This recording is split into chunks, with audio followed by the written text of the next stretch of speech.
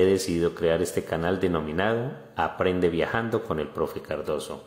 En él podrás encontrar unas tomas vívidas del recorrido por todo el departamento del Huila, el departamento más bambuquero de Colombia.